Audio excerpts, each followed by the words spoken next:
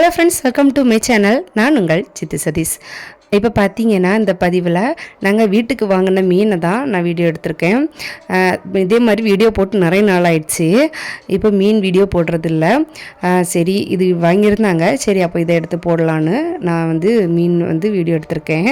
ஆக்சுவலாக நம்ம கன்னியாகுமரியில் பார்த்திங்கன்னா மோஸ்ட்லி அதிகமாக மீன் கிடைக்கும். அதுவும் இல்லாமல் ரொம்ப வெரைட்டியாகவும் கிடைக்கும். இப்போ பார்த்தீங்கன்னா இந்த கருப்பில் புள்ளி வச்ச மீன், இது புளி மீன் சொல்லுவாங்க.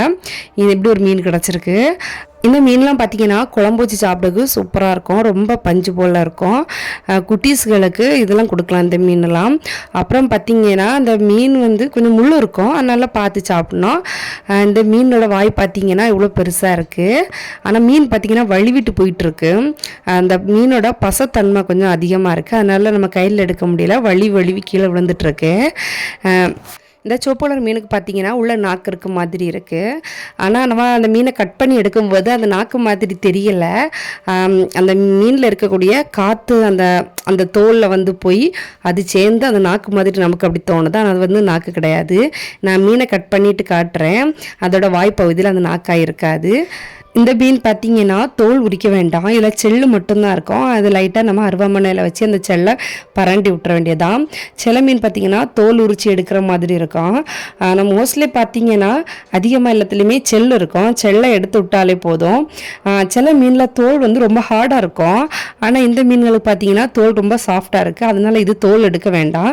அந்த செல் இருக்க இடத்த மட்டும் நல்லா கத்தி வச்சோ இல்லைன்னா அருவாமனை வச்சோ நல்லா இப்படி பரண்டி விட்டால் அந்த செல்லு போயிடும். கண்டிப்பாக செல்லு எடுக்கணும், இல்லைன்னா நம்ம குழம்பு வைக்கும்போது அந்த குழம்புல எல்லாமே அந்த செல்லு மாதிரி கிடக்கும். இப்போ பார்த்தீங்கன்னா அவங்க செல்லு தான் எடுத்துகிட்டு இருக்காங்க. இந்த மீன் பார்த்தீங்கன்னா நல்லா பஞ்சு போல் தான் இருக்கும். ஆனால் இது அழுகையில் அது அந்த மீனே அப்படி தான் இருக்கும், பஞ்சு போல் சாஃப்டாக இருக்கும். நம்ம மீன் குழம்பு வைக்கும்போது குழம்பு நல்லா கொதிக்க விட்ட பிறகு அதுக்கப்புறம் இந்த மீனை போட்டிங்கன்னா பொடியாது, இல்லைன்னா பொடிஞ்சு போய் ஃபுல் அந்த குழம்பு ஃபுல்லுமே மீன் முள்ளாக தான் இருக்கும். மீன் பொடிஞ்சு போயிடும். அதனால நல்லா குழம்பு கொதித்த பிறகு இந்த மீனை போட்டு 2-3 கொதி விட்டு அதை இறக்கிற வேண்டியதான். அந்த மீன் குழம்புல பார்த்திங்கன்னா மாங்காய், பச்சை மிளகு, முருங்கைக்காய் போட்டிங்கன்னா சூப்பராக இருக்கும். அதோட டேஸ்ட்டே வேறையாக இருக்கும். ஆனால் நல்லாயிருக்கும் இப்படிலாம் போட்டு சாப்பிடும்போது. இந்த புளி மீனும் பார்த்திங்கன்னா இதுலேயே சின்ன செல்லு தான் இருக்கும். அந்த செல்லை கத்தி வச்சு நல்லா பரண்டி எடுத்துட்டா போதும், செல் எல்லாமே வெளியில் வந்துடும். அப்புறம் தோல் இந்த மீனுக்கும் உரிக்க வேண்டாம், ஏன்னா இது தோல் பார்த்திங்கன்னா ரொம்ப சாஃப்டாக தான் இருக்கும். மீனுமே குழம்புல போடும்போது ரொம்ப பஞ்சாக தான் இருக்கும். ஆதோ பார்த்திங்கன்னா மீன் எடுத்து வச்சு விளையாடிட்டே இருக்கான். இனி மீனை பார்த்திங்கன்னா சின்ன சின்ன பீஸாக கட் பண்ண வேண்டியதான். நாங்கள் அருவாமனை வச்சு தான் கட் பண்ணுவோம். சிலவங்க கத்திரி வச்சு கட் பண்ணுவாங்க, சிலவங்க கத்தி வச்சு கட் பண்ணுவாங்க. இப்போ பார்த்திங்கன்னா நாங்கள் அருவாமனை வச்சு அந்த மீனை கரெக்டாக கட் பண்ணிகிட்ருக்கோம். மீன் ஃப்ரெஷ் மீன் தான், அதனால அது குழம்பு வைக்கும்போது நல்லா டேஸ்ட்டாக இருக்கும். இப்போ பார்த்திங்கன்னா மீனை அழகாக கட் பண்ணிகிட்டே இருக்காங்க.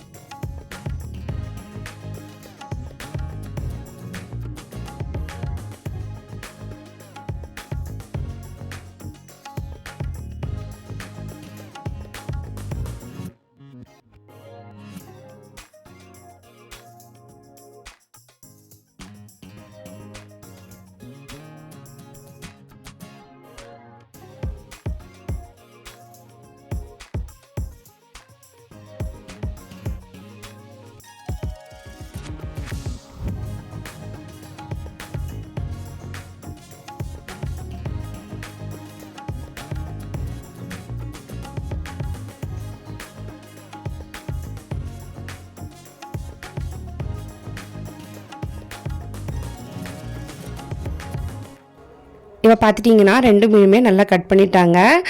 சின்ன சின்ன துண்டு மீனாட்டு கட் பண்ணிட்டாங்க. இந்த மீனில் பார்த்தீங்கன்னா சின்ன நாக்கு இருக்க மாதிரி இருக்குது. ஆனால் வந்து ஃபஸ்ட்டு பார்க்கும்போது அப்படி தெரியலை, செகண்ட் பார்க்கும்போது இந்த மீனுக்கு நாக்கு இருக்க மாதிரி இருக்குது. அதனால் மொத்தமாக போட வேண்டியதான், எல்லாத்தையும் சேர்த்து போட்டு குழம்பு வைக்க வேண்டியதான். கன்னியாகுமரியில் பார்த்தீங்கன்னா மோஸ்ட்லி விதவிதமாக மீன்லாம் நிறைய கிடைக்கும்.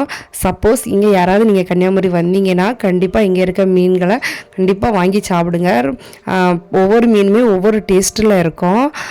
வெளி இடத்துல கிடைக்குமான்னு தெரில, ஆனால் கன்னியாகுமரியில் எல்லா மீனுமே இருக்கும். ஆனால் கொஞ்சம் கொஞ்சம் அமௌண்ட்டு பே பண்ணுற மாதிரி இருக்கும்.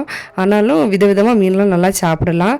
அதுக்காக ஹோட்டலில் போய் வாங்கி சாப்பிடாதுங்க, கடையில் அதாவது மீன் சந்தையில் போய் மீன் நீங்கள் வாங்கி எடுத்து சமைச்சு சாப்பிடுங்க.